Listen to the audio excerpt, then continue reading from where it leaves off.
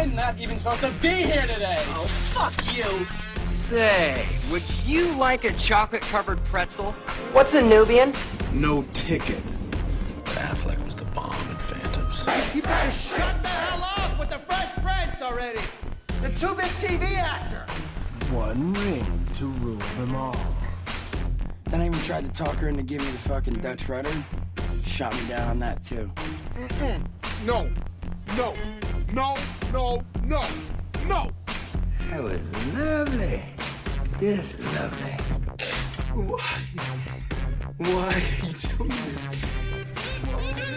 I'm not even supposed to be here today! Ah!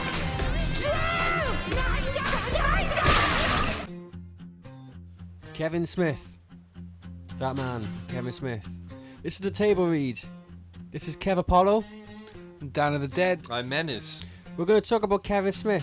What we're going to do on the table read is we're going to have a few features on different topics. We're going to have features on like franchises Yep. and filmmakers and whatever really comes into our heads.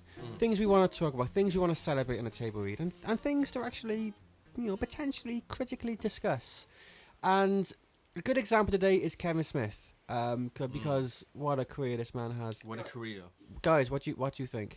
Well, I'm going to pass that over to you first and foremost because you're a self-confessed Kevin Smith uber fan. I know we're all fans here, but particularly yourself. Probably. Yeah, particularly yourself. What we're going to do is we're going to talk about Kevin Smith, the filmmaker. Because Kevin Smith isn't just a filmmaker. He's obviously he's a film director. He's a writer.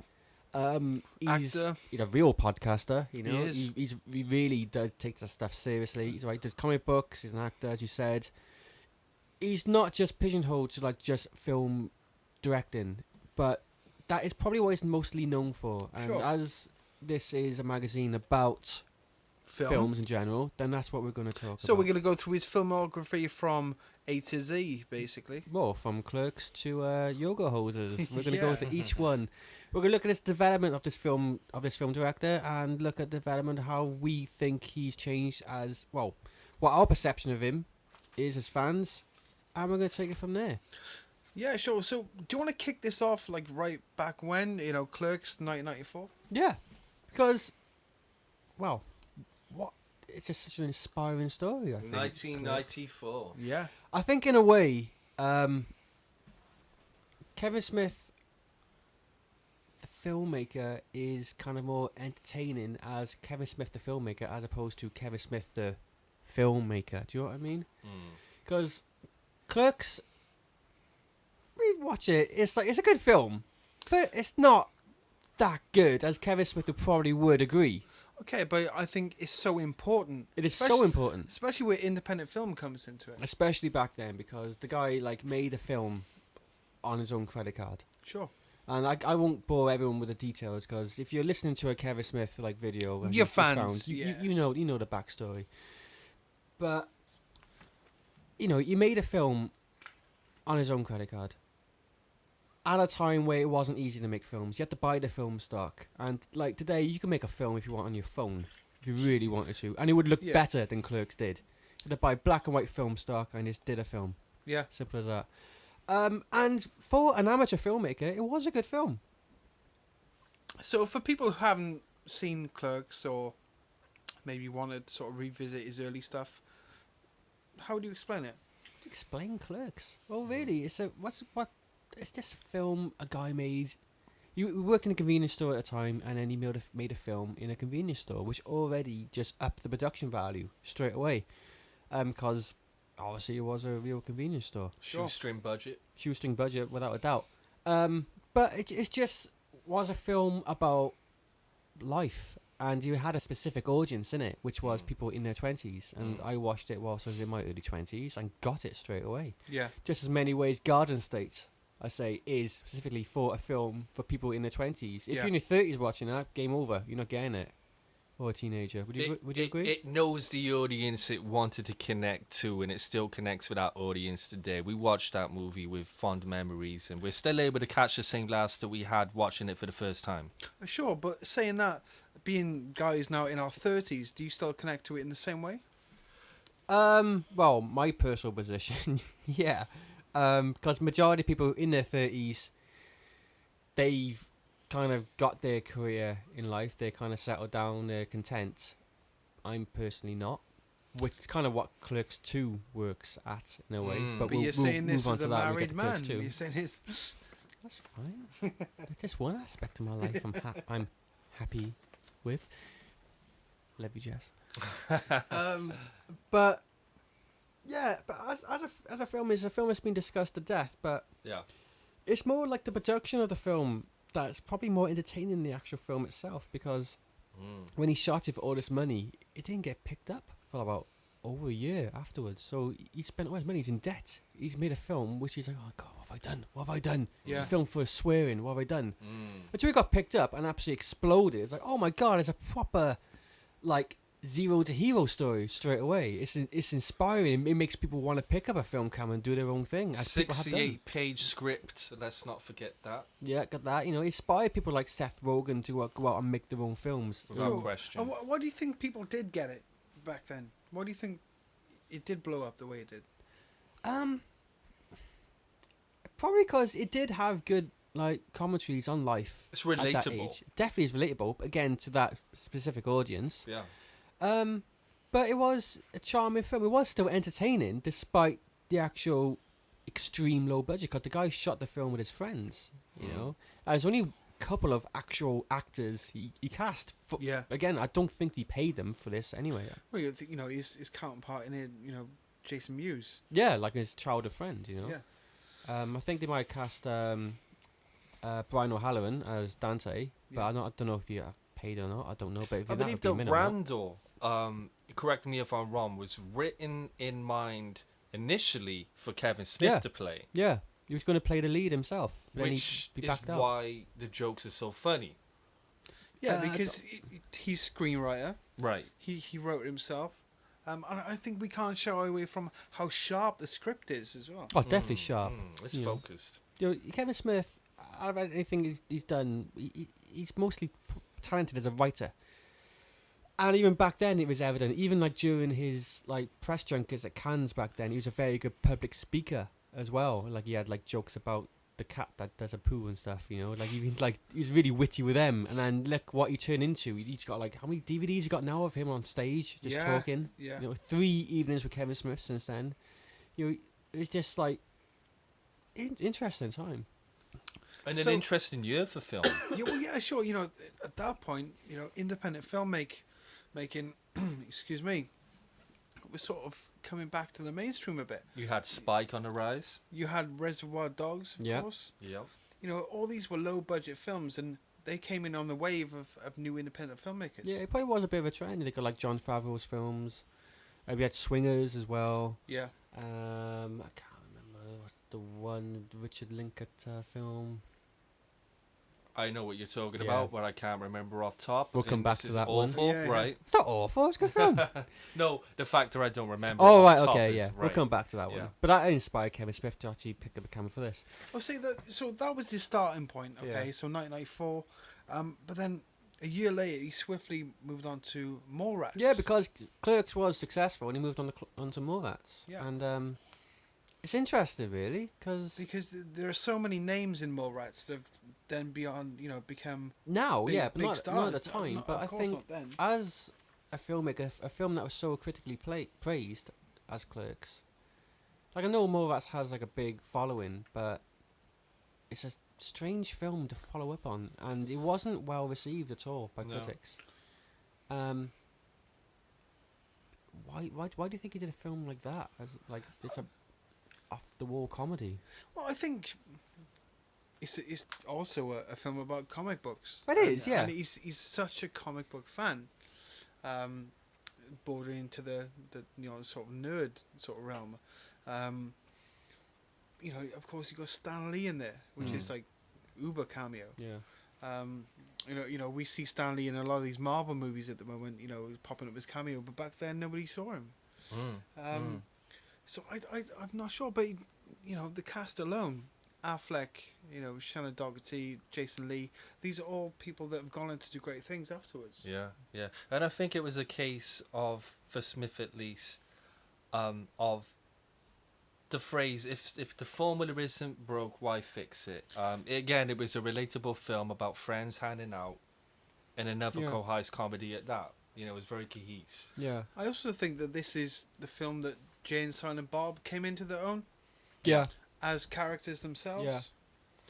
But it's gonna like go away from the timeline a little bit. I just want to ask you guys, because I have an answer for myself for this question. But when do you kind of become aware of Kevin Smith? Okay. Yourselves, so, like you might have seen a film, not been sure who he is, but when did you get it? Well, for me, Mallrats was the first Kevin Smith film I saw. I didn't see Clerks beforehand, so I picked up on Mallrats, but I had no idea about the director. Did you like it? I did like it. I had it on VHS, so I watched it, and I watched it numerous times actually as a sort of mid-teen. But that was my first experience of Kevin Smith movies, but not knowing who the guy behind the camera was. For myself, it was very much a similar experience to having a friend like yourself who was very much, up on Kevin Smith, loved his movies, actually worked at a shop at the time himself. So I would see, films later on by Kevin Smith via him. Yeah. The first being Clerks. So you saw Clerks, but it wasn't when it came out by any means. But that was the first film I saw by Smith. Like I say, I certainly didn't see it when it came out. Yeah. But yeah, like I say, very much a friend like yourself who was super into Kevin Smith, who then would introduce me to Chase and Amy, which we're going to talk about later in the feature. He introduced me to Mallrats and a bunch of other flicks of his, which we're going to address later on. So that was my personal. Yeah, but throwing it back to yourself, Kev, was Clerks the first one that you'd picked up? Did you watch his films chronologically? No, or? It wasn't actually. It wasn't at all.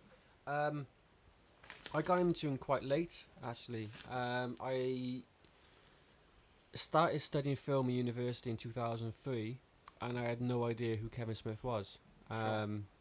I know it sounds really bad. I just didn't. I was quite ignorant back then of film. It's quite ironic, so I was going to study film.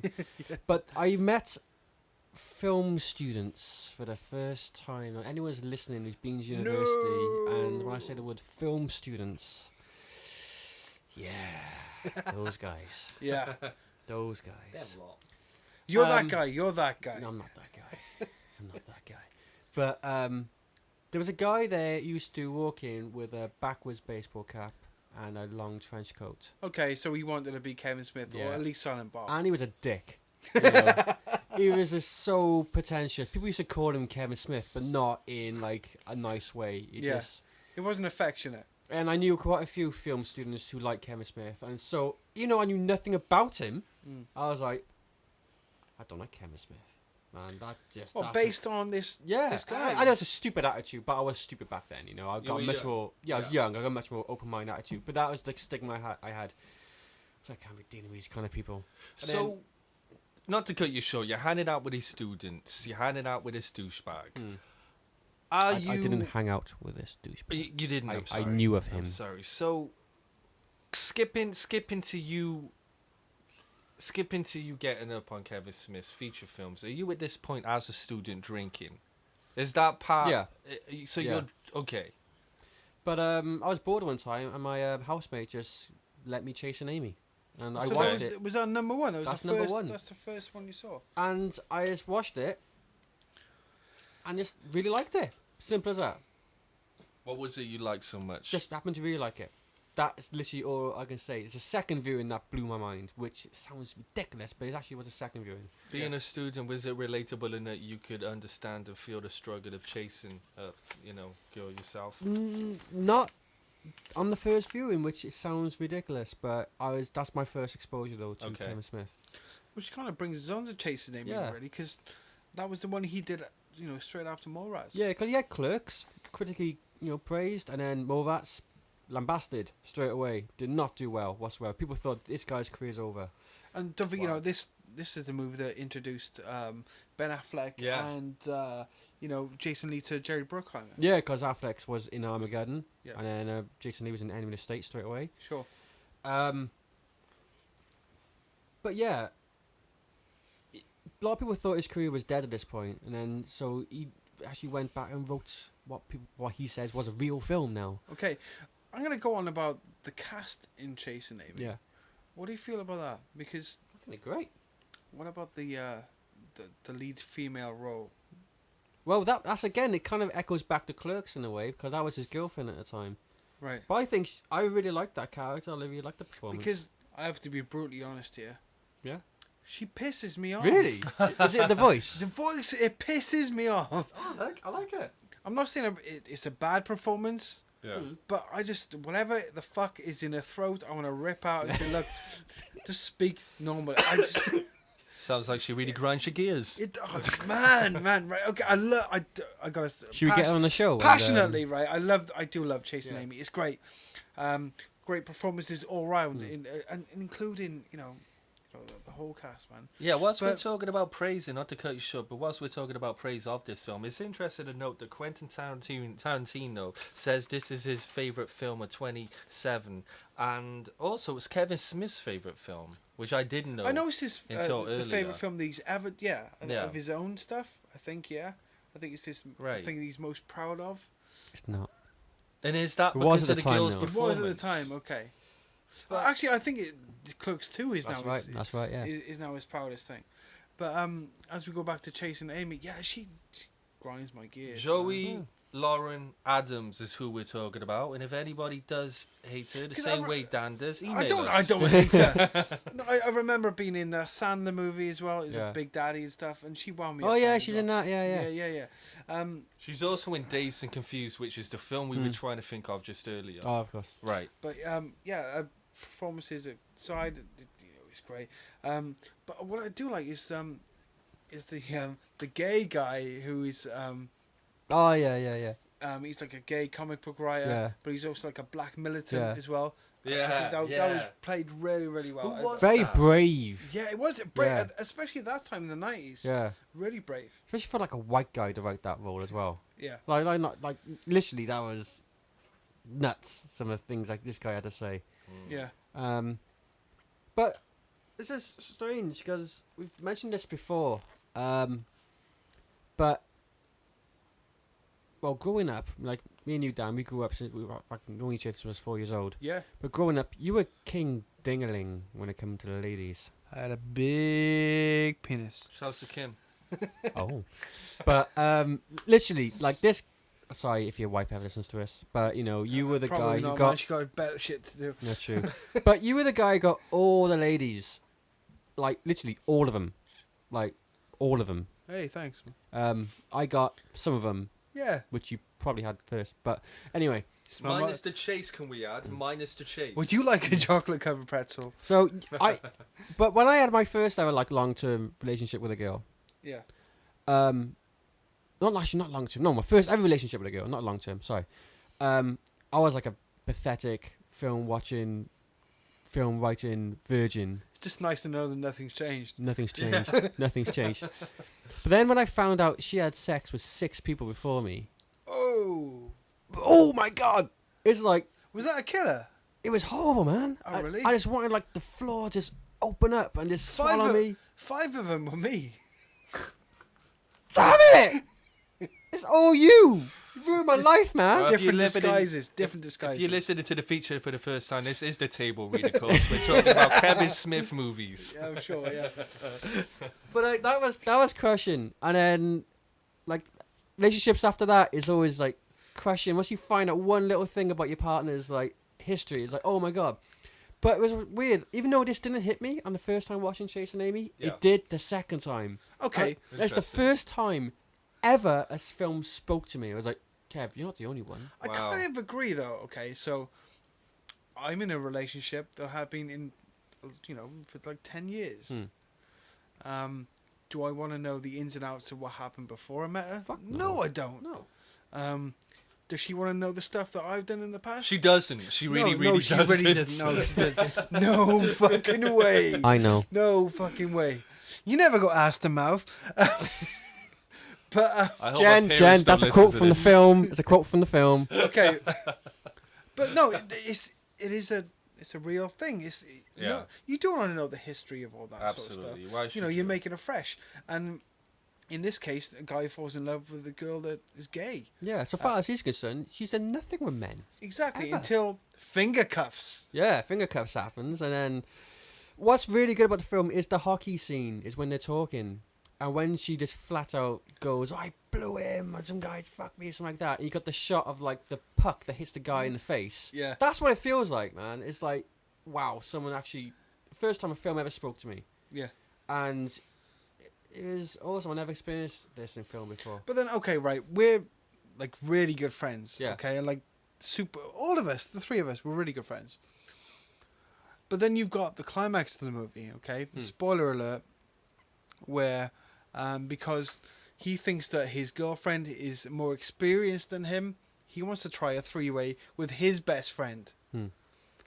You fancy doing that, Kev? No. Dick's bigger than mine.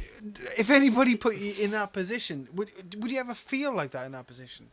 It's such a strange and weird thing to be in, but I bet it happens. It better happens. I was never in that situation, but I don't know if that does happen in real life. Again, is like the career of Kevin Smith more interesting than Kevin Smith's films? Because after Mallrats was, it's a critical and box office bomb, he actually only made Chasing Amy for $250,000. Oh, really? That So on a is tight budget. Tight budget. And I think the film is so well made, you wouldn't really realise this until you really start looking carefully. So is this pre or post Good Will Hunting? Because obviously you have Affleck in it. You know? Yeah, this is pre. Okay. This is pre because I believe they wanted different. The studio wanted different actors involved. I think David Schwimmer was one of them. Oh, really? And the budget was going up, and then the studio was like, "Oh, I don't know." And Kevin Smith goes, "Look, trust me, I'll just make this film with my friends." And my friends are Kevin Smith and Jason Lee, as you are, Yeah.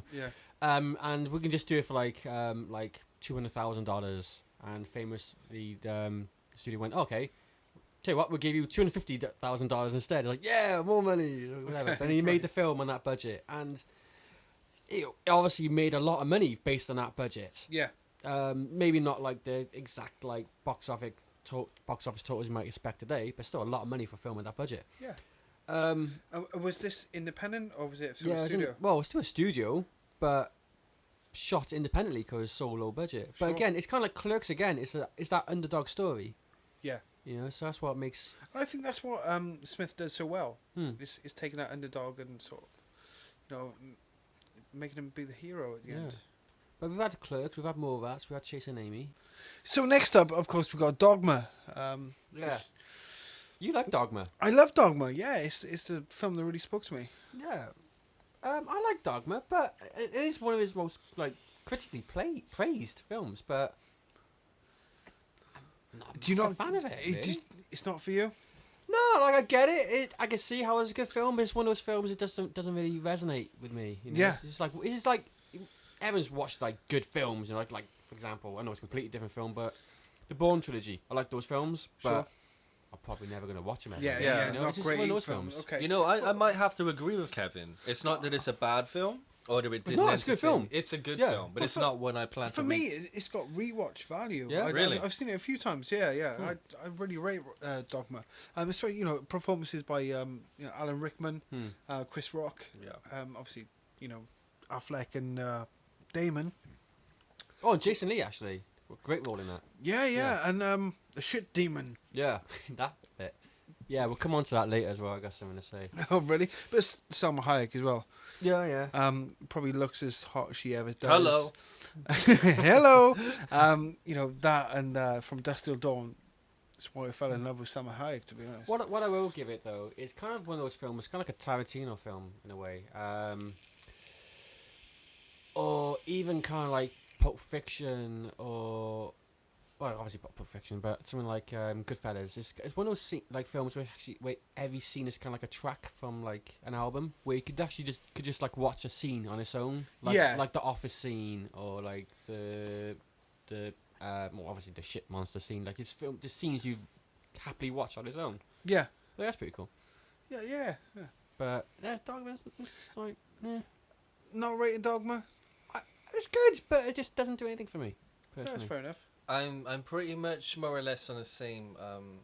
I'm of the same opinion that Kevin has. I mean, I like it. Like I said, I don't want to discredit it as a film, and especially discredit is a Kevin Smith film, which is good. But as far as me revisiting it anytime soon, I probably won't. And if I do, it's because I haven't seen him in such a long time anyway, that I've kind of forgotten about it. Sure. Yeah. Well, straight off the back of Dogma, then it was Jane and Silent Bob, which you can see stylistically, it's very, very similar. Do you know what? It is. And Jane, Silent Bob is a kind of a film that is 2 films early for me, in a way. Because, break them down, you got Clerks, and they are big characters. Big characters in a lot of films, but they're just literally outside the store in a low-budget film. Yeah. More Rats, they got much more of a significant role. Chase and Amy, they're only in one scene. And whilst they're in Dogma, quite a bit, to have a whole film dedicated to them just seems quite sudden, quite brave in a way, to have a flat-out comedy It like is, this. yeah. Do you think by that time they'd become the cult figures that they are now? I assume they were. I assume so. I think maybe there's more like a DVD kind of like film that grew and gone bigger. Yeah, sure. But at the time, it's quite brave to have those 2 characters flat out there. Personally, I'm not a massive fan of Jane Silent Bob Strike Back, because it doesn't have like those life stories like Chasing Amy or Clerks. Yeah. It doesn't have or even Dogma. It didn't have those themes alongside all like his toilet humor kind of stuff. It didn't have those themes. Yeah. But it didn't try to either. That wasn't the point of the film. It was meant to be like a flat out comedy. But also this, this is the time where, mid-90s, where Scream had come out, New Night, all those sort of Wes Craven stuff, where it was like a movie within a movie. Yeah. So I think they were trying to follow that trend, and also produced by Miramax and stuff as well. But you also had was it the guy from American Pie? Yeah. Or, so and so Dawson's big Creek. People big in the 90s. Of Yeah. the time. So I think it is Sean William Scott. Yeah. So big names in the 90s. So it's a film very much of that era. And he had some of his heroes like Mark Hamill and Carrie Fisher. Of course, yeah. But at the same time, it's that's what is quite cool about Kevin Smith. Once again, I gotta say, what's more entertaining, the filmmaker or the filmmaker? Do you think that's disposable now? I don't know, but it's one of those things you gotta know about. Like, you went from Clerks to this. It's proper rags to riches kind of story, It's just very inspiring. But of course, we've got the Jay and Silent Bob reboot. Yeah, that's coming on, yeah. That's going to be started filming in October, I believe. I wasn't aware of that. Yeah, this is news to me. Okay. I'm not sure if you know, but he tried to make a Clerks 3, and one of the main cast dropped out. Yeah. He tried to make More Rats 2, and didn't have the rights to those characters anymore. More Rats. Yeah. More Brats. More Brats. Brats. Yeah. Right. And didn't have the rights to the characters anymore. So the way he could get around it was doing a Jerry and Silent Bob movie, which has the characters. I don't know if I'll be good. Yeah, what's your thought We'll on? come to that because we've got some serious stuff to say when we get up to that part of his career. Okay. But I'd like to move on if that's okay. Sure. Because after that he had Jersey Girl. Now, Okay, right. This is a film that wasn't really great received. No, terribly received. But me, when I first watched it, I thought it was okay. But then I think I watched it about maybe 5-7 years later. But as a father of a daughter, I completely get it now. Yeah. Completely get it now. And I think this film means a lot to me now because of who I am as a person now. I think at the time the film was like bashed because at the time Ben Affleck was like the biggest movie star on the planet. Yeah. And he was going out his old Bennifer thing, wasn't it? It was Jennifer Lopez, yeah. And Bennifer was everything. And The thing press is, hated right, it. don't be fooled by the rocks that I got, but I'm still Jenny from the block, you know what I mean? you know what I'm saying? I know what you mean. But yeah, that's just God, he had Geely out before. Yeah. And that was really badly received. It was. And then straight after that, he got another film with him in, and I just don't think critics just they just want to go after something. I saw Jersey Girl. I'm not a father, but I saw Jersey Girl, and I loved it straight away. Oh, really? Okay. Have you seen it, Luke? I have. I haven't seen it for a long time, but it Did is you one like I it? like. Yeah, I did enjoy it. Yeah. Yeah, I'm trying to remember it. It. Like I said, it's very, very vague memory of it, but I do remember liking it. You did like it? Yeah, But, like, absolutely. there's nothing wrong with that film. I don't think so. Like, that was a film. It's a good example of films where critics just go after films for absolutely no reason. They got like a target. Let's just go after this one because like benefits in it. It's a very emotional film. It's a very emotional film. It deals with loss on a big level. The fact of being a single parent, and how you move on from that loss. Yeah. I think it's very underrated. But like people like saying, or like Affleck's performance was like just wooden. Like okay. Right, you're a film critic and you are apparently trained in this stuff. Okay, you're apparently very well knowledgeable on stuff, and so you're gonna say that really long monologue where he's like talking, literally crying in front of his baby, saying like how he's like gonna be a good dad. Yeah, that's a bad performance, is it? That's a bad performance. Okay, fuck off, you know. And let's not forget George Carlin in that Yeah. film. I think that's one of the best performances he's ever given. Apart from Rufus. Yeah, of course. I think it's such a great performance as the grandfather there. Yeah, and this was the first film outside the View-esque universe as well. And in one way, they could say Kevin Smith was always in his like comfort zone by doing those films, but it's the first time he branched away. And to me, he got it right. Jersey Girl is one of his best films. So, you talked about pair-ups with Affleck and Lopez. Yeah. Was this before or after Armageddon? Because of course you got Liv Tyler in there. They also paired up. Oh with yeah, her. of course, yeah. This was after Armageddon. Okay.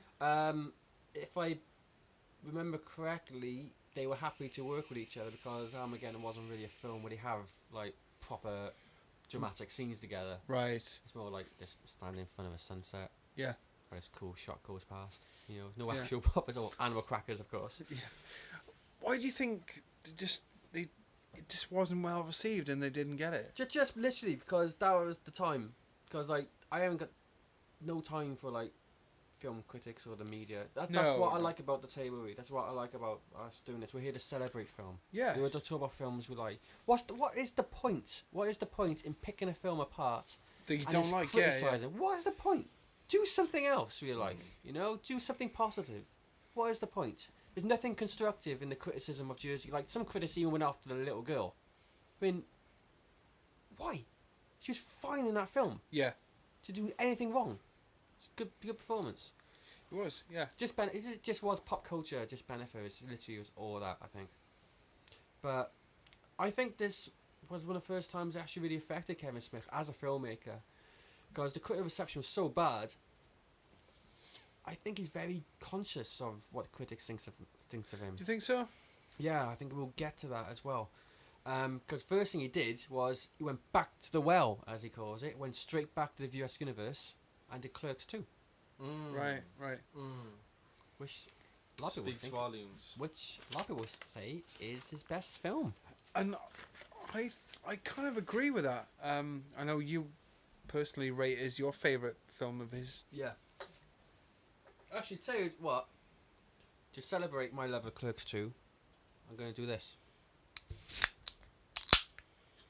Kind of Pepsi.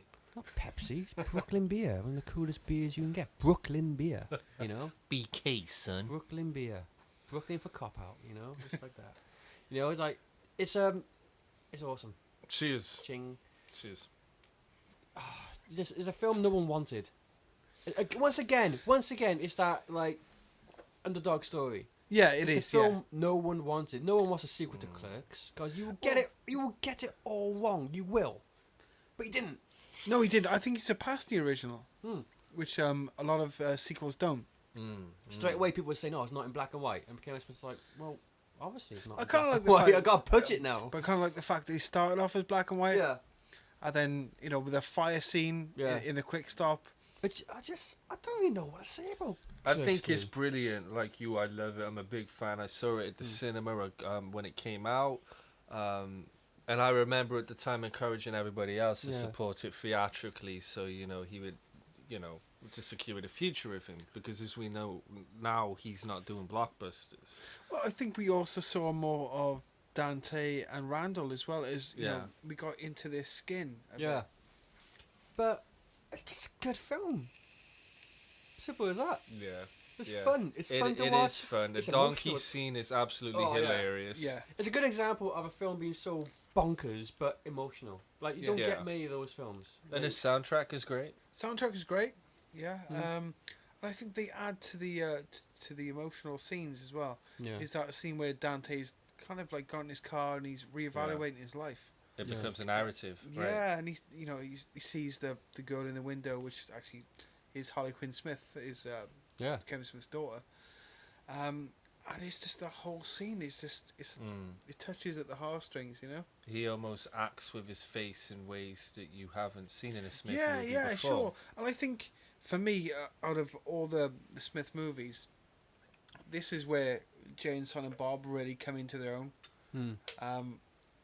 Obviously, they're a big part of his back catalogue, but this is where I dug them. I thought they were hilarious. Yeah. It wasn't overplayed. No. And there's obviously that scene where he's dancing to Jackson 5. Yeah. well, yeah, the Jackson That 5 one, thing. yeah, that's a great that's, scene, that's yeah. great. But I'm talking about the Silence of the Lambs scene. Oh. Goodbye Horses, and that's played out to perfection. Yeah, but you can't watch Silence of the Lambs the same way. No, you can't watch it the same Thanks, way. Kev. You ruined it. You can't watch it the same way. But it's interesting again, like we say, like Clerks was a film for your 20s, and you did watch it in your 20s. This is a film for your 30s. It is, and yeah. It's like I'm only all of us are only 32 now. Yeah. And so we got like another 8 years of this film just really resonating with us. I hope so. Hope so. And No, they did say like Clerks 3 will never be a film about being in your 40s, but it looks like we're not going to get It's it. not good. Well, But never say it's okay. never. Never say never. But it's okay because Clerks 2 is there, it exists, it's not going to change. Gotta send out a shout out to Movies also. Yeah, we've got to get an egg and movie muffin on the go. I've got to get my cow tipper on. But there's not really much more to add really about Clerks 2. It's just Well, we could sort of like blow on this film all day because we're all fans of it. I think collectively it's probably our favourite Kevin Smith movie. But moving on from that though, in a way this is a turn a corner for Mr. Smith, I say. Yeah. In a way, because next film was released in 2008 and it was Zack and Miri Make a Porno. And it's another attempt outside the universe. It is. In which he was recently, like we said earlier, criticised for. Yeah, and he haven't been back to this universe. No. Since. But I like it. I like Zack and Miri Make a Porno. I know Kevin Smith is not a massive fan. Is he likes he not? It. He's proud of it, I believe, but his main criticism of the film is it was trying to be a Judd Apatow film. Well, I was just about to say that, because you got some of the cast really from like, you got Justin Long and you also got Seth Rogen, who are big names in Apatow movies.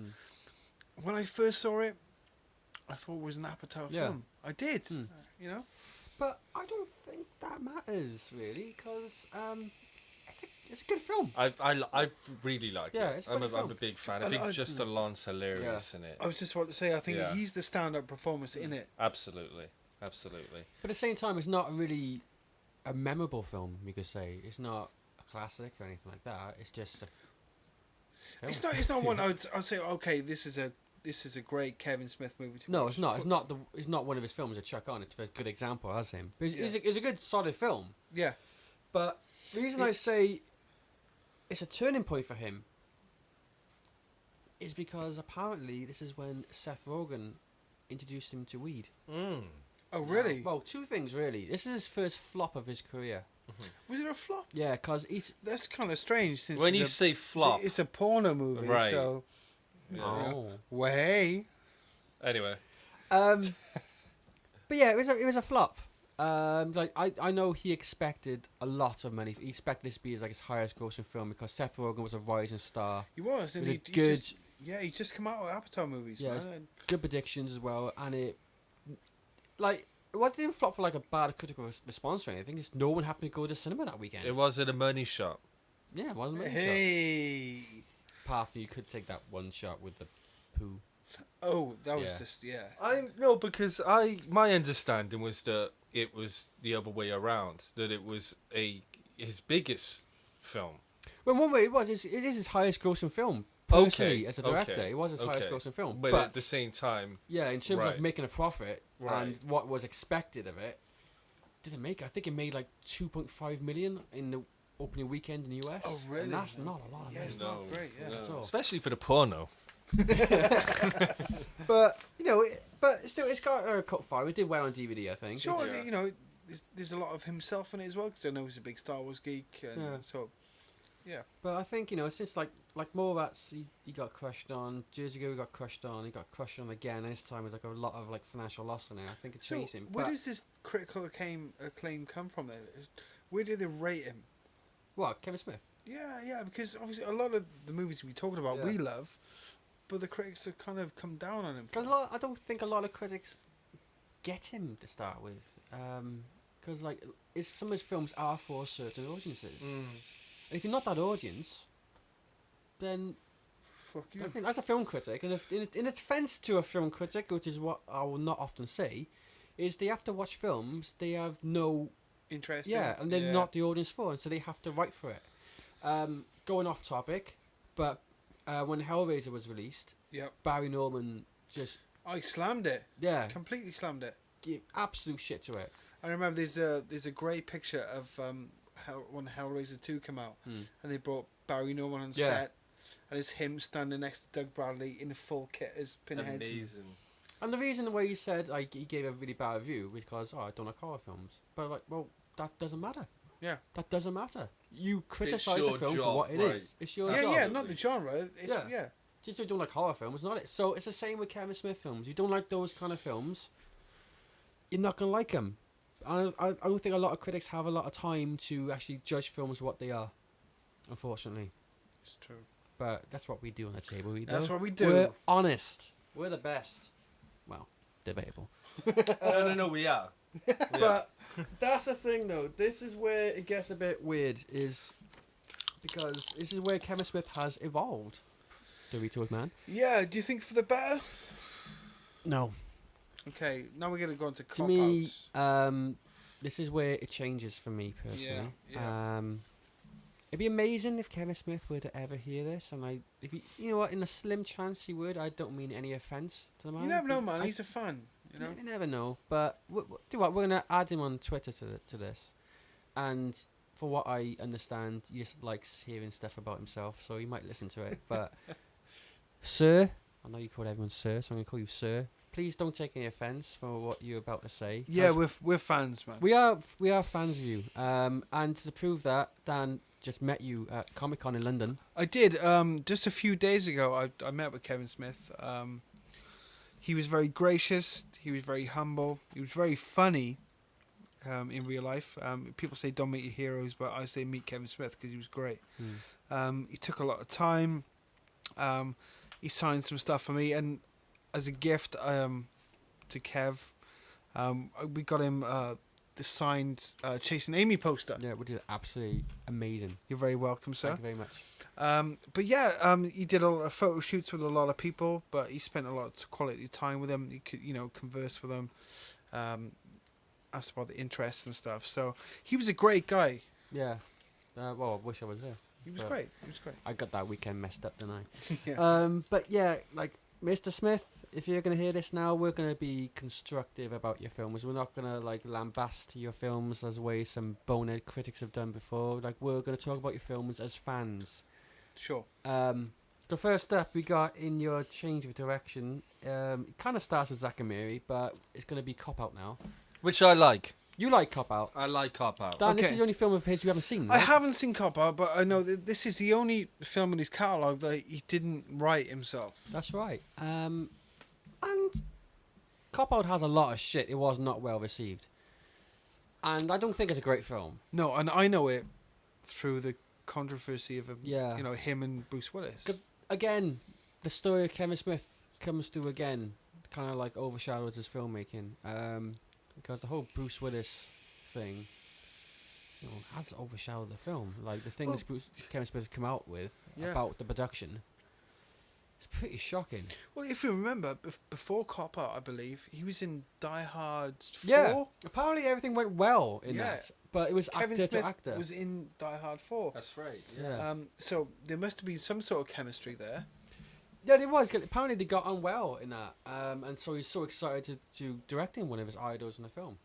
But it just didn't turn out that way. He just didn't get along. From what the stories I've heard, I taken the side of Kevin Smith, but Yeah. I wasn't there, so I won't. But it does seem that way. But as a film itself, okay, I can imagine any off-screen conflicts might affect the film, but it's just a throwaway film, to tell you the truth. There's just no real need or desire to watch it. It's kind of like a it's good in some ways. Like it's a homage to like earlier like 80s action films. Like what? Maybe like Lethal Weapon and stuff. Or? Yeah, kind of like Beverly Hills Cop. Sure. It's got the same composer as Beverly Hills Cop. Right. But it just doesn't work for me in that way. And I think what Kevin Smith would be furious at me for saying is just I just think Tracy Morgan's miscasting it. Yeah. He's just too over the top. I think there's too much toilet humor in it. Like it's quite strange because I criticize action films these days for having too much action, and it's very interesting to see the development of a director. Excuse me, the development of a director and how first time he's doing action, and he's quite good at it as well. Yeah, yeah. Like the very small action scenes, a couple of car chases, but he knows how to do them. He pulls them off really well. Sure. Very well edited. Well, I know you rate the movie, Luke, yeah? I do rate it. I don't have much to say about it. I will say that I do understand why people don't like it. It's a film, from what I understand, Smith has been very vocal on Twitter about. Can you talk about that criticism? Yeah, because like he was like criticised once again, and Right. he just defended himself straight away. But okay, I like to consider us all in this room as artists in a way, not filmmakers, but like we're artists in our Yeah, in own our way. own right, yeah. Okay. Like in music myself, if I get a bad review of my band, personally, I know everyone's different, but I don't care. Yeah. I know if what I've done is good or bad. I know. If a critic likes it, great. Awesome. If you don't like it, Fuck him. not even that. Just don't care. Yeah. Just don't care. And Kevin Smith has always been a very vocal person, and this film, he really did go after the critics in this case. Is this where he said he wasn't going to make movies anymore? I think it's round about then, yeah. Because he said, well, you know, if critics don't like my movies, yeah, well, it's fuck like saying you. like critics should come in and they should have to pay and stuff, and it wasn't very well received back then. But I know everyone acts differently to critics, but what do you think? Did it get a theatrical release? Yeah, yeah. It did. Yeah. Okay, because I'm not familiar with its production. I'm not familiar with the criticism. It was just really badly received, like minor action film. But I think he says something like, attacking Cop Out is just like attacking like the disabled kid in school, something like that. He said, and so he's taking it personal. yeah, and I think okay, I understand what you're saying because it is just a film called Cop Out. It's nothing. It's not Schindler's List, you know. No, of course. But dude, just chill out. Yeah. You know, like this is obviously a film critics are probably not gonna like. The thing is, everyone's a critic. Yeah. You know, you put yourself out there, you put your piece of yourself into a movie, people are going to be talking about it. Good or bad, you just got to roll with the punches. You do. But I think as an artist yourself, you know if something's good or bad or not. Like he's gone off and he's criticised his own work. Like even like Chasing Amy, he's criticised the scene. Like the lesbians talking to each other. He's criticised because I'm just like a white male writing lines for lesbian women. I have no clue what I'm talking about. That scene was a disaster, something like that. So he knows what's good or bad in his own films, and I think that should be the same with all artists, really. Yeah. Would you agree? I would. Yeah. But I've seen his later movies. Okay. And we'll get onto that later. So Red State. Yeah. Red State. This is a film I was very surprised that he made. Yeah. Really surprised. I would say the first 40 minutes, more than that, 45 minutes maybe, I don't, was incredible. Yeah, it was. Loved it. Absolutely loved it. What do you got feelings about the, Red State? Yeah. I love Red State. A lot of people don't like the ending. Again, they tend to criticize the ending, but I like the ending myself, The ending personally. the ending for me was the problem. You thought that was the problem? Yeah. And why was it a problem for you guys? I thought it left it hanging. Yeah. Did it need to? Where else did you see it going? What kind of resolve did you... I would have liked to tie it up a bit more. Okay. Tied up some loose ends. This has probably been said before. Probably. Most probably, but the ending is no pun intended. No pun intended. Everyone must say as well. No pun intended. But the ending was a cop out. It was, man. It kind of felt like he ran out of ideas towards the end and thought, "Fuck it." I don't know what it was. The first. The build up Everything. to it. Everything is. Yeah, the build up awesome. to it. This is one of the films, right, in the last sort of maybe 10 years that I have felt so fucking on the edge of my seat and tense. This, Green Room, Get Out, I put them in the same sort of category, right? I think, for me,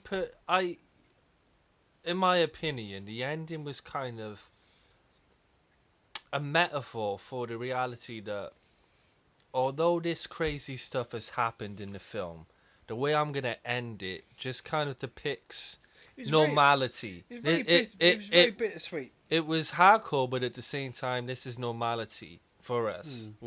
Does that make any sense to you? It does. Yeah. It does. It just, as an audience member, I just wanted something else. You guys wanted a bit more. Yeah. And it was bittersweet. Yeah. Again, as being aware of Kevin Smith, just to seeing again the evolution of him as a filmmaker.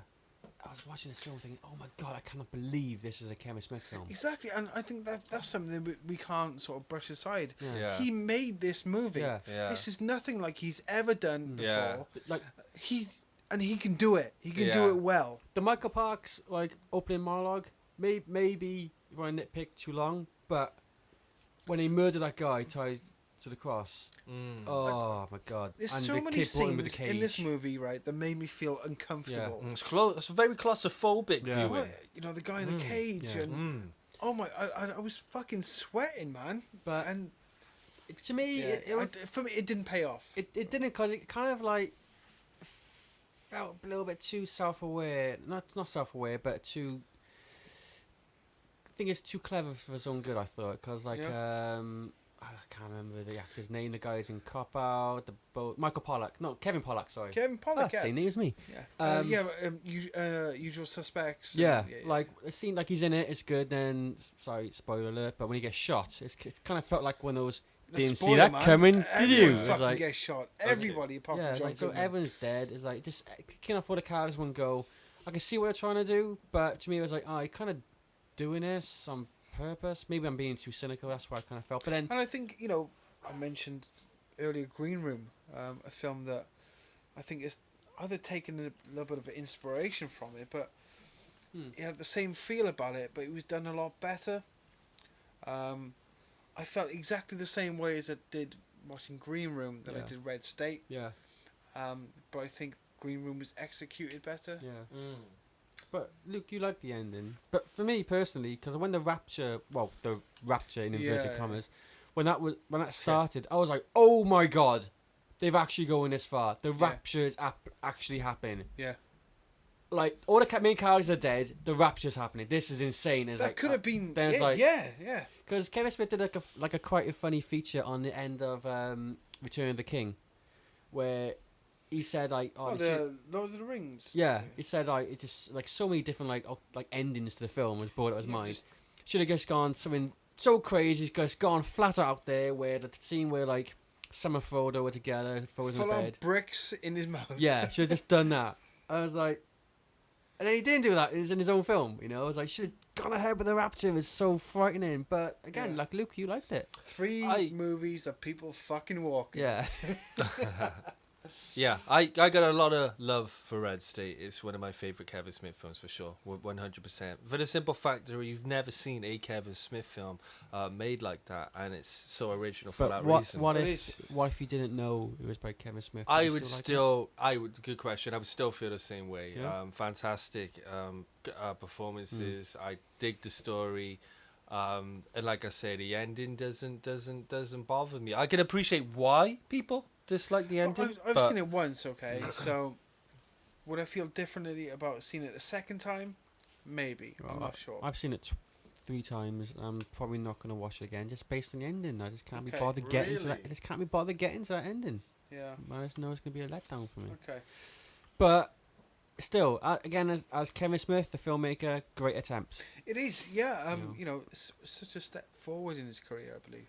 But you know, I'm gonna bring the weed into this. You know, just based on that ending. I am. Stop smoking weed, I am, Kevin Smith. it seemed everything was going fine, and then with the ending, it's like, oh, just yeah. Are you gonna blame the weed or are you gonna blame Seth Rogen? That's the Both question. two Seth's pretty consistent. Yeah. In changing Kevin Smith's life and visions. Hey, have you seen the fucking Green Hornet, man? He's not that Well, consistent. okay, if we're gonna tell you what, then this is gonna be very relevant then in that Just case jokes. because Tusk. Loved it. Loved it. Okay, Yeah? right. Loved Tusk is another movie, okay, where we have Michael Parks from Red State. If you don't know who Michael Parks is, he's sort of Tarantino royalty. He died last year. This year. This year was it was really okay. So that snuck up on me. From Dusk Till Dawn, Kill Bill. He's done some great work. Check him out if you haven't seen him. But anyway, his performance in the first half an hour of Tusk is incredible.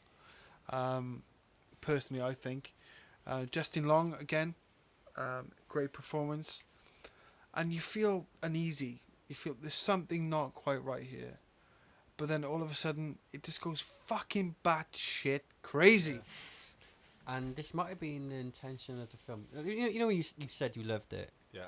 Were you being serious? Deadly serious. Yeah. I'm a fan of Tusk. I actually own it on Blu-ray. I picked it up on Australian import because you couldn't get it here. I've got the release of Tusk also. That's right. And I am a fan. Yeah. But I'm not. If that's weird, okay, I said that. But I am. But there's so many bad things about it. There's no denying it's crazy. I'm not denying that, but I love it for that reason. Yeah.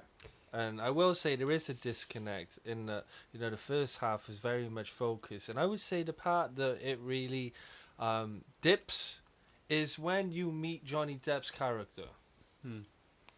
Tusk is the first of a new trilogy of his. Like we've had the View-esque universe. We have.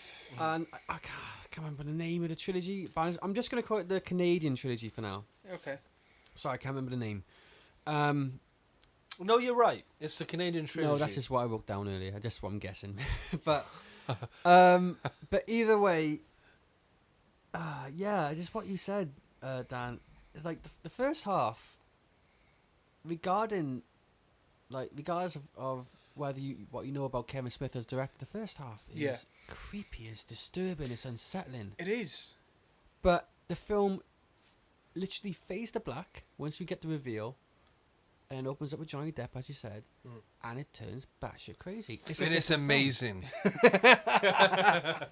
No, right, okay. I have got a soft spot for Tusk, okay? I do for the first half. I've seen it twice. I probably will rewatch it at some point. But I've got to be in the mood for it, okay? But it's worth a watch, okay? Take a look at it. Yeah, it's definitely worth a watch. If it's interesting Kevin Smith films, you have to watch it. What we can say about the story is that it was actually inspired by a conversation they had in a podcast. Yeah. And you can see that in the movie because it's based around two guys that make a podcast. Yeah. So you got that, thing bringing it home there. Yeah. But shout out to my podcast crew. God damn it. The thing is, Tusk is that. such a frustrating film. I can't even get the words into my mouth. Every single review you've seen the read of Tusk is always the same. Yeah. It's just such a frustrating film. It is a film of two halves. And I feel, right, okay, if he's going this way, I think they revealed the Tusk or the walrus or whatever, the fucking walrus man. I think they revealed it too early. A lot of people say that. I actually don't agree with that. I was fine with the reveal because then you got the processor being turned into it, which was absolutely horrible. It's fucking creepy. And then it's creepy. But then you can actually deal with him living as a walrus, which I think the film does try to do. Just the tone change. It's the scene with Michael Parks and Johnny Depp together. It's like, how is this the same film? Yeah. Like once again, I'm sorry, Mr. Smith, but I'm reverting back to the weed. You smoked a shitload of weed that day. You wrote that scene, thinking that this is right, and then when you directed that scene, you obviously smoked a shitload of weed right then. Yeah. Obviously, you watched two great performances by Michael Parks and Johnny Depp because they are fantastic actors. You watched two great performances, but it's completely out of context with the film. I also want to mention there that we've got Kevin Smith's daughter in it and Johnny Depp's daughter. Because we have to mention those because we'll go on to the second movie, because this is basically the first in a trilogy, as Kev said, around two female characters, kind of like a female Clerks, if you like. Yeah, you could say that. But another problem with Tusk, I find, is you got the whole creepy first half, then Phase of Black, Johnny Depp turns up, it goes batshit crazy. Yeah, he's then fucked, then they find the walrus, like the friends find him. Yeah, and all of a sudden he goes horrible and dark again. Yeah, but he goes full walrus. Oh, whatever, I don't care. It's horrible. All of a sudden he goes horrible again, like his girlfriend's crying, is seeing their friend just mutilated like that. Like, okay, what's going on? Is this a comedy? What's happening? Right, okay. And then they feed him a fish. Okay, right. This is the put shit. him in a zoo. This is the shit that I couldn't deal with. Okay, you know he's a human being. Okay, he's been mutilated. He's been fucked up. He's been stitched up. He's got fucking tusks up his nostrils or whatever the fuck he's got. But they put him in a zoo and they feed him a fish. Take him to a fucking doctor. Get him sorted out. Yeah, I know. Like, if this guy's got no use for his legs ever again, at least he's still a human being. He's not... Take him to a zoo! Too late. Too far gone. He's a walrus now. Oh, fuck that, man. But then, even like at the end of the credits, right? The end of the credits. Because I know they got the idea from their podcast. So the credits are going up, and they play the podcast where they originally get the idea. I get why they're doing that, but they're like... They find the ending like hysterical, and they're crying with laughter. They're like, oh, they made me fish. They're crying with laughter and stuff. Yeah. But I don't think you guys realise what you've just made. This is a horrible film, and then you're laughing over the end. Like I'm not in a good mood right now. That was a twisted ending. It's a hard, you know? It's a hard watch, actually. It's a hard watch. I'm not in a good, like just lost perception of what he's trying to make in that film, and I don't know if smoking weed is part of that. I remember showing a friend, he wouldn't watch the film, much like we won't watch a Serbian film. Yeah, we won't. No. We won't watch that. Out of principle. Out of principle. So he's not, he doesn't want to watch the film, so I'm showing him clips, you know, of the Blu-ray or whatever. It's even worse in a way. Right, it is, because I'm just sat with him and I'm laughing, I'm in hysterics, you know, I know what's gonna happen. I'm skipping into certain scenes, come to the end, the last scene which we just talked about, and I'm in absolute hysterics. Yeah, well, and he's looking at me like I'm crazy. Right? Yeah. I remember you talking about the ending when you first saw it. It's provoked conversation. Fed him a fish. It's definitely provoked conversation. It's definitely. If you haven't seen it, go and see it, just so you can be as passionate as we are about your feelings on fucking Tusk. Anyway. Yoga hoses. Okay, this has come directly after Tusk. This is the second installment in his trilogy, in his Canadian trilogy, as we'll call it today. Okay. A few weeks ago, myself and Kev, we were debating about whether we were going to watch Yoga Hoses. He had so much negative reviews and responses, and we thought, fuck it, we'll watch it at the same time. So we played it, and I messaged Kev afterwards and I said, what do you think about this? And he said, I'm not going to tell you until we do the podcast. So, Kev, what do you think about it? Okay. Oh my god, this moment's finally come. Right. Okay, I didn't watch Yoga Hoses because simply I didn't want to. Like, this film looked terrible to me, regardless of who made the film. Looked terrible. I just don't want to watch it. And I've only watched it because we're doing this feature. Sure. It's an interesting film. As a Kevin Smith fan, I still am, despite like criticising his recent films. I still am a fan of his. Sure. I just don't want to watch this film, but I did. It's hard to say. I didn't like this film. Okay. In a nutshell. It's my least favourite Kevin Smith film. I might have had a feeling you didn't By like far. it. By far. And I never will watch it again. However.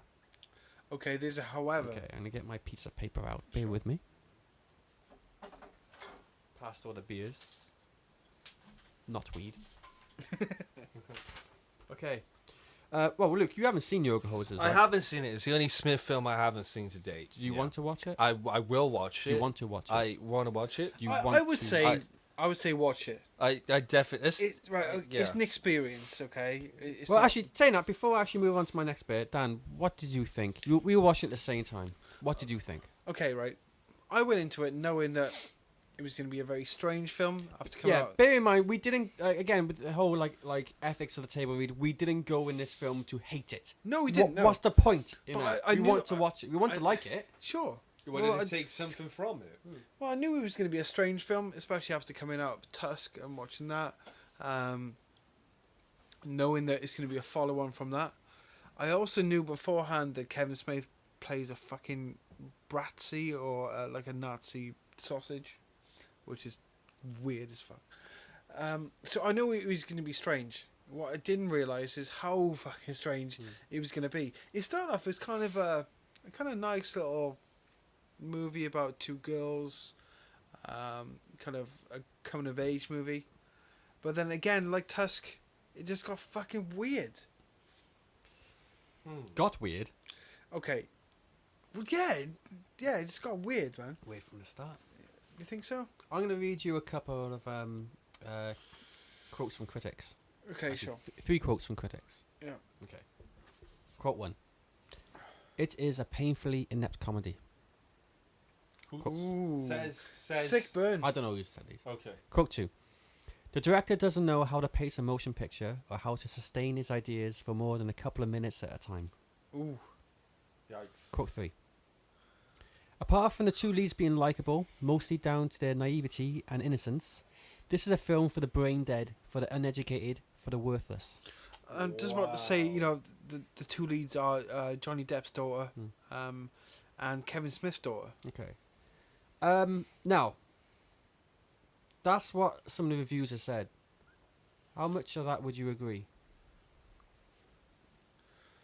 Do you know what? I watch a lot of weird shit. I watched a lot of. I'm a big horror fan, as you guys know. So I watched some crazy shit. Yeah. This is fucking weird. Okay. There's a couple of scenes where I think one of the guys that does the podcast with him does like impressions of famous people. Yeah.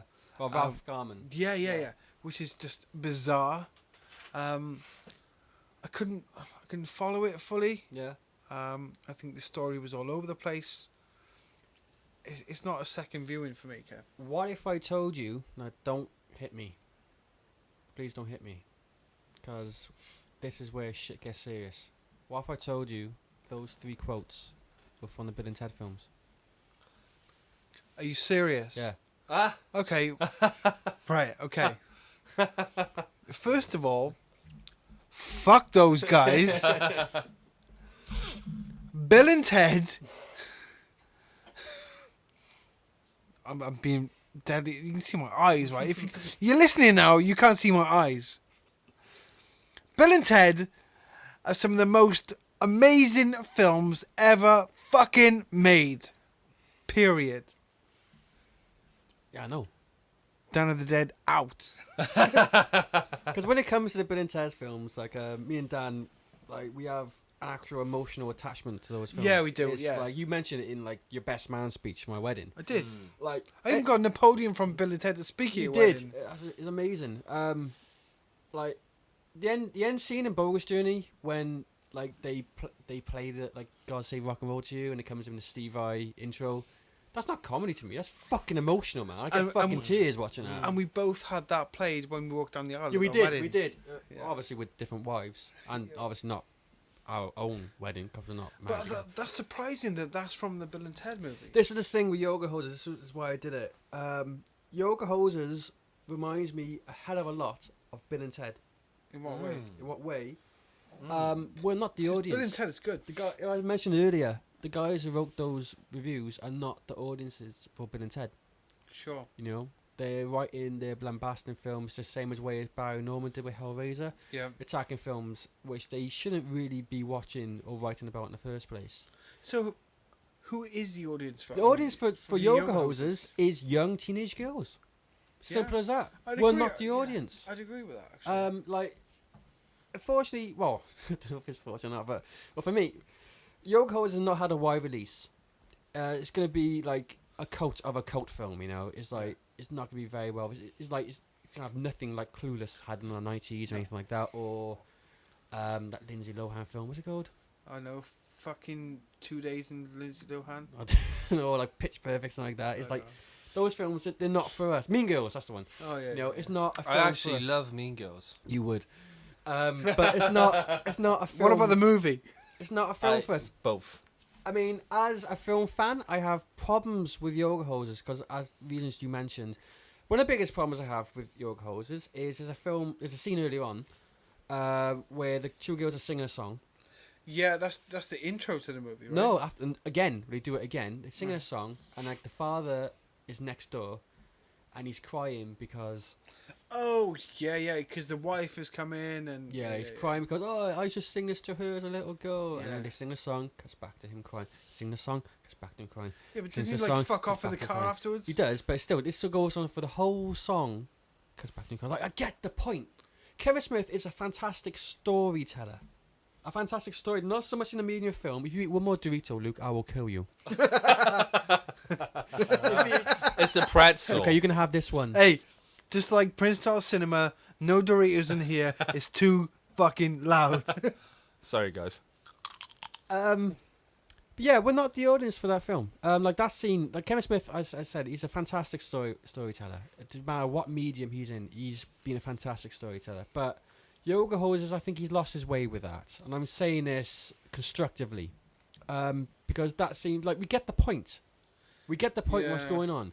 He's so good with like punchlines, timings, and stuff with stories. But He is, like, yeah. it just seemed like such a self-gratuitous way. Like, I this is think, my I think daughter. this is It's my- very self-indulgent movie. Yeah. I think he's put his daughter in there. Yeah. He's put Johnny Depp's daughter in it. Yeah. He's also put Johnny Depp's ex-wife in it as well. Yeah.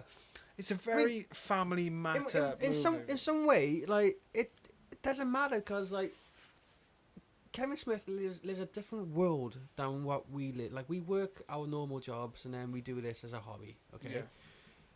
So he has a different world to us. He has the facility to make a film with his daughter, and that's amazing. Yeah, but so does fucking Spielberg, and he rocks, man. That's true. But he has a chance to do it, and he does it, Yeah. and that's fine.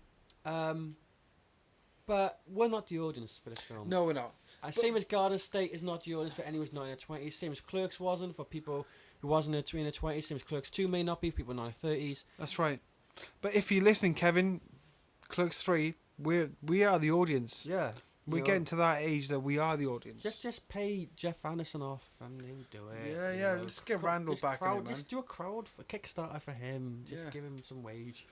We'll pay him. We'll pay him. But another thing about Yoga Hose is it's strange how like this film is probably the most discussed film about his whole career. Is what we're doing right now. Yeah. Is the whole basis of the story is how much the main bad guy hates critics. Yeah. He's brought it into his own film. But again, it's like, dude, just chill out. Fuck critics, man. Just do what you want to do. You have literally done what you've done. he has you've made a done film it, with your though. daughter. He has done it. Yeah. So, Luke, what would you think? But to that though, I applaud him. I'm you guys got me curious. I mean, I've been wanting to see it since he announced it. But I know you're a fan of like trauma stuff. I and am. Things like that. I so am. I think do you like, might kind of right, get it. Yeah, yeah. And I mean, it sounds as if it has at least some kind of parallel with Tusk. Well, it's part of this trilogy, Yeah. right? How close to Tusk is it stylistically? You know what? Very close. I think. In some way, I but would say.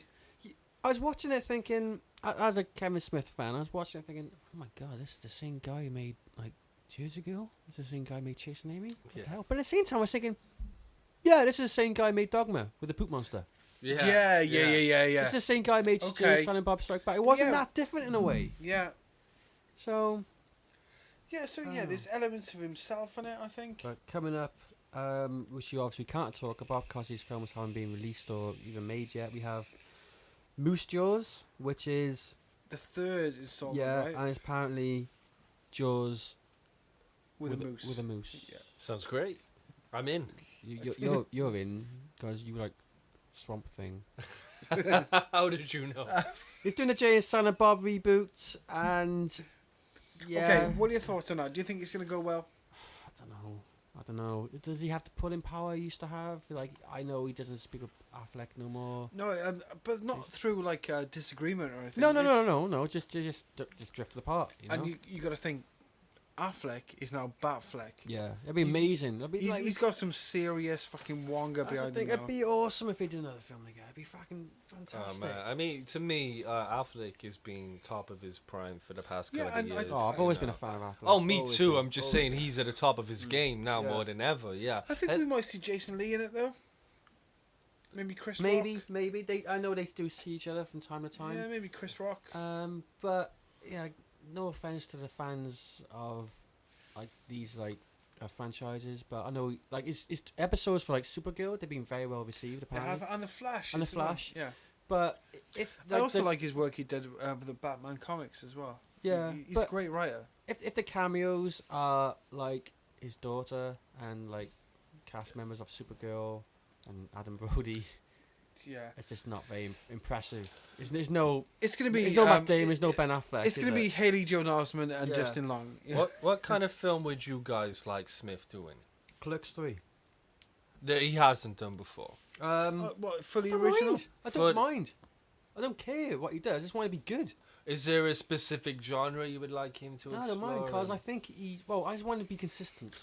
That's all I want him to be. It's just consistent. I think he'd do really well within the Marvel universe. Whether that be television on Netflix, like Daredevil and stuff, are doing it at the moment, or like a full movie feature. Joss Whedon came out of Buffy and stuff like that and did something great. You can do it. I think he could do it. I wasn't he was going to do a Superman movie starring Nicolas Cage. But Nicolas Cage as That's Superman. right. Can you imagine Nicolas Cage as Superman? That would have been incredible. What about a Yoga Hosers TV show? No. They tried the Clerks TV show. I know that had nothing to do with him. Really? It's on YouTube, man. Wow. Oh my god. Wow. Yeah. How is it? Yeah. Oh. Not worth talking about. It's worse than Yoga Hosers. Wow. Again, Mr. Smith, if you do listen to us, I don't want to bash on your later films too much because that is still about 6 years of your life. But as audiences change, same way we do with musical artists. Sure. Like a lot of people say, bands like the older stuff, and bands are like, I was 19 when I wrote that stuff. I'm 30 now. I'm a better songwriter. And fans are like, no, you're not. So what you're saying is that you don't believe he's transitioned so well into what it is he personally finds interest in stylistically now. Well, he seems to be. You don't think he's transitioned well? Well, he seems to be happy, from what I gather. Which is what matters. Yeah. That is what it matters in the day. And he's doing things on his own terms. Yeah. Do you think he'll find his feet artistically again? I think he thinks he already has. But isn't that what we all want artistically? It is. If he's happy, whether it's well received or not, he's done what he wanted to set out to do.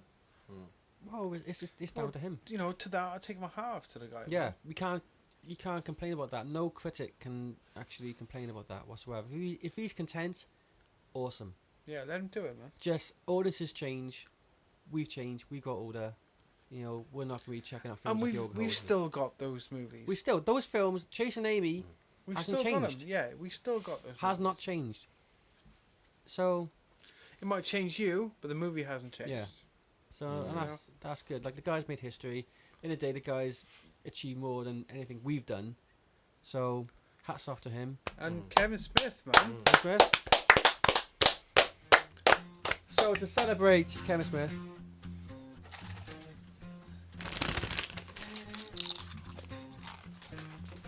Get off the fucking Doritos.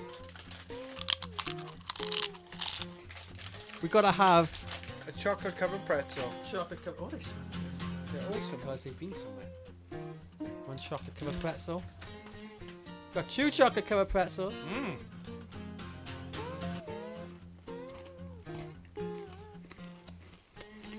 Oh, I'm million.